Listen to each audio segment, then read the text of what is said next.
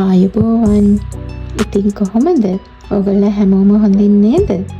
ඔයගොල්ලන්ට මතකද මම කලින් වීඩියෝ එකක පෙන්නුවා අපි ස්කූල් හොලිඩේ එකේදී ගිය මන්ත්‍රකාරියන්ගේ උද්‍යානය විචස් ගාඩන් එක මිටමිටාවල තිබුණේ.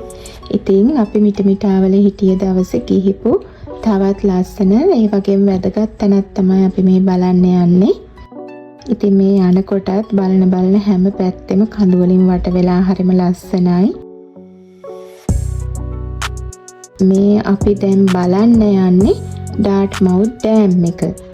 ඒක තමයි ඕස්ට්‍රේලියාවේ වික්ටෝරියා ප්‍රාන්තයේ තියෙන ලොකුම ඩෑම් එක.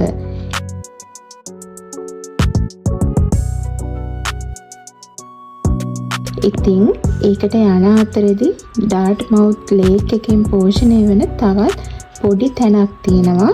ඒ තමයි බැනින්බූලා පොන්ටේජ් එක.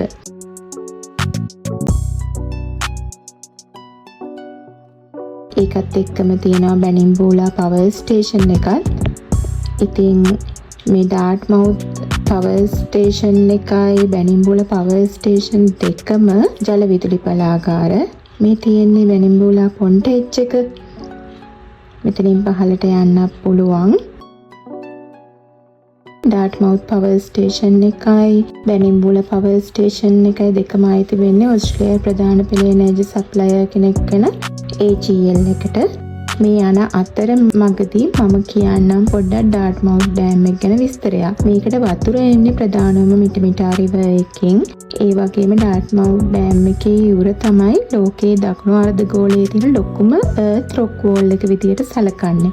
ඒ කියන්නේ ස්වභාවිකව මැටි හා ගල් වලින් හැදිච්ච කොටසක් තමයි මේකේ යුර විදියට තියෙන්නේ. ඉතින් මේකේ ඝනකමම වෙනවා මිලියන 10.5 කියුබික් මීටර්. ඉතින් මේක ගොඩක් උඩකින් තමයි පිහිලා තියෙන්නේ. ඔයගොල්ලන්ට පේනවනේ අපි දැන් උඩකට යන්නේ කියලා. ඉතින් ඔයගොල්ලෝ දන්නවද ලෝකෙ තුන්වෙනියට යාත්‍රා කළ හැකි දිගම ගඟ මොකක්ද කියලා? ඒක තමයි ඕස්ට්‍රේලියාවේ දිගම ගඟ වන මරේ රිවර් එක.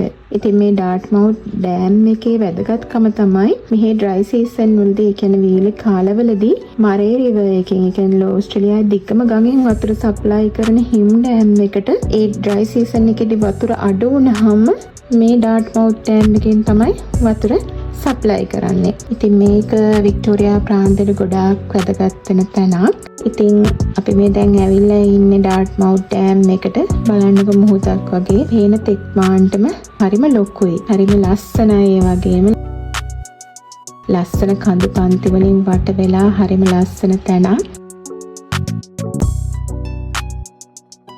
දැන් අපි මේ යන්නේ මෙතන තියෙන පික්නික් ග්‍රවුන්ඩ් එකට. අර පේනවද ඒ උර තමයි ගල් වලිනුයි මැටි වලිනුයි හැදුන.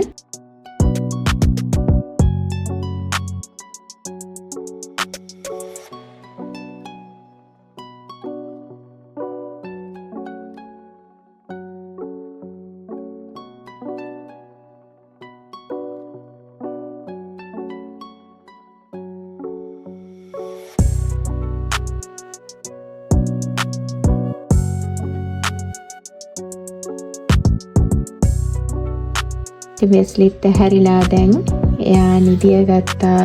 එනකොට මෙතන එහා පැත්තෙන් තමයි මේකේ අර ඉවුර තිබුණ පැත්තේ තමයි මේකේ වතුර වැඩි කාලෙට වතුර පිටට ගලාගෙන යන්නේ. ඉතින් අවුරුදු 26කට පස්සේ 2022 සැප්තැම්බර් වල තමයි මේක ඕවර්ෆ්ලෝ වෙලා තියෙන්නේ. කියන්නේ පිට අරගල්ලා තියෙන්නේ.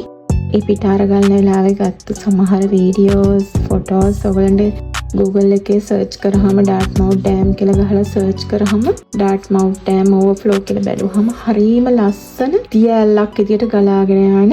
ඒ කියන්නේ මේකේ ඉවුර හදලා තියෙන පඩි පෙලක් වගේ. දැන් ඔයගලන්ට මම පස්සේ පෙන්නන්නම් යනකොට ඒක තියෙන විදිය. හරිම ලස්සනයි දියැලක් වගේ ගලාගෙන යනකොට. ඉතින් ආයෙත් කවදා ඕවර්ෆ්ලෝ වෙයිද කියලා දන්නේ නැහැ. වෙස්ලිත් ඉතින් හරිම කැමතියි ඇවිදින්න යන. අපි ආව ඉතින් ලීෂ් එකෙන් ගැලෙුවේ නැහැ. මෙතන අලුත් තැනක් හින්දා හරිම ලස්සනයි නේද මේ view එක.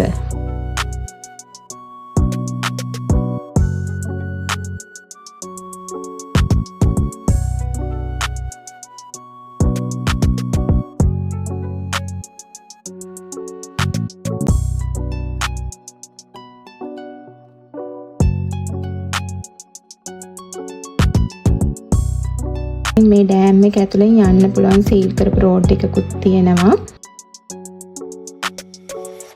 ඉතින් මෙතන හරිම හොඳයි ස්කූල් හොලිඩේස් වලට ළමයිත් එක්කගෙන එන්න. මොකද අපිට විදුලිය ලැබෙන, වතුර ලැබෙන තැන් මොනවද කියලා පෙන්වන්න. මොකද මේවා පාසල් ළමන්ටත් ගොඩාක් වැදගත් ඉඳලා.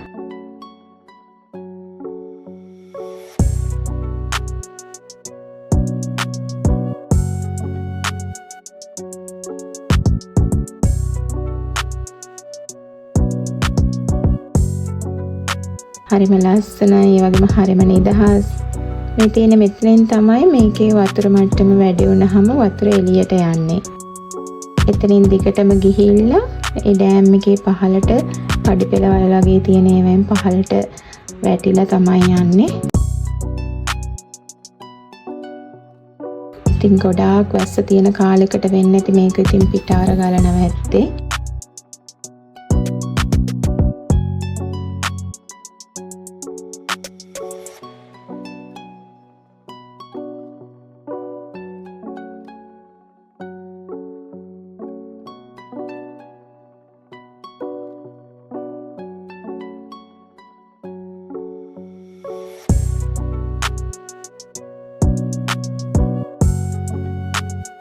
අපි දැන් මේ අර ආව පාරේ ආයේ යන ගමන් මැදින් තිබුණ පාරේ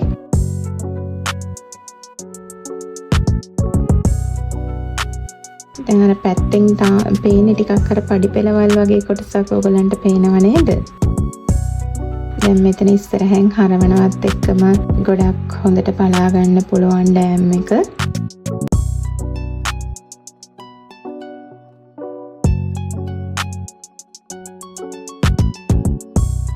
අර තියෙන්නේ අර කැලෑ වගේ තියෙන කොටසේ හරිය තමයි පික්නික් ග්‍රවුන්ඩ් එක තිබුණේ. එතනින් එහා තිබිච්ච අර පාර වගේ කොටසින් වතුර ඇවිල්ලා තමයි අර පඩි පෙළවල් වගේ හරියෙන් වතුර ගලාගෙන යන්නේ. ඉතින් මේ ඩාර්ට්මවුත් ඩෑම් එක ගැන හරිම ලස්සන ඉතිහාස කතාවක් තියෙනවා. මේ ඩාර්ට්මවුත් ඩෑම් එක හදලා තියෙන 1973 ඉවර වෙලා තියෙන 1979. ඉතින් මේ අවුරුදු 6 ඇතුළත ඩාර්ට්මවුත් ගමේ ජනගහනය 2000ක් විතර ඉඳලා තියෙනවා. එතකොට ඒ කාලේ school, community hall, post office, news agency, cafe හැම දෙයක්ම වගේ තිබිලා තියෙනවා. ඒත් මේක හදලා ඉවරුනහම මේ ගමේ ඉතුරු වෙලා තියෙන්නේ 45ක් වගේ ඉතා සුළු පිරිසක්. ඉතින් ඒ පාර මේ ගමට කියලා තියෙන්නේ ගෝස්ට් ටවුන් කියලා. මොනවා හරි හොල්මන් තිබුණාද දන්නේ නැහැ නේද ඒ දවස්වල.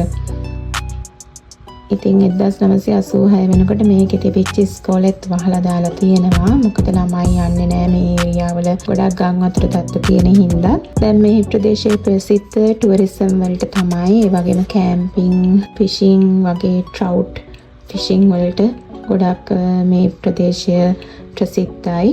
ඉතින් අර කිලෝමීටර් ගානකට පස්සෙත් අර පහළට එනකම්ම උඩින් ඉඳලා ගලාගෙන යන වතුර පාරවල් තමයි අර පේන්න තිබුණේ. අපි දැන් මේ යන්නේ ස්නෝවි ක්‍රීක් පික්නික් ග්‍රවුන්ඩ් එකට. ඉතින් අපේ ළමයි ටික ස්විමින් කිට් එහෙම ඇඳගෙන ආවේ මෙතෙන්ට තමයි දඟලන්න වතුරේ නටන්න. ඉතින් මෙතන හරිම ලස්සන වතුර පාරක් තමයි තිබුණේ. හැබැයි ගොඩක් සෙනගනම් හිටියා මෙතන. ඉතින් මම වෙස්ට්ලිත් අල්ලගෙන බලාගෙන හිටියා. ටිකක් වතුරටත් බැස්සා.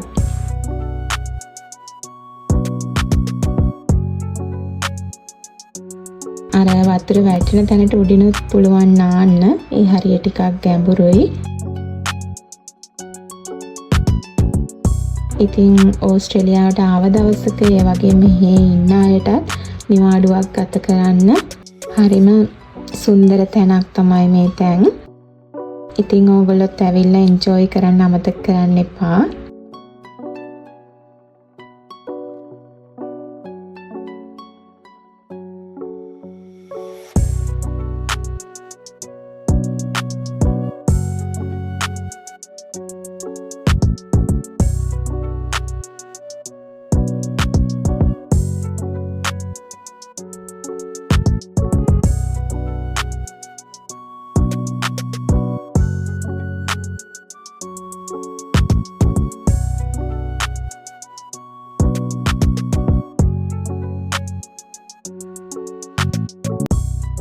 මගේ වීඩියෝ බලුවට ගොඩාක් ස්තුතියි. ආයෙත් ලස්සන වීඩියෝ එකකින් නැවතත් හම්බෙනකම් ආයුබෝවන්. පරිස්සමින් ඉන්න. බයි.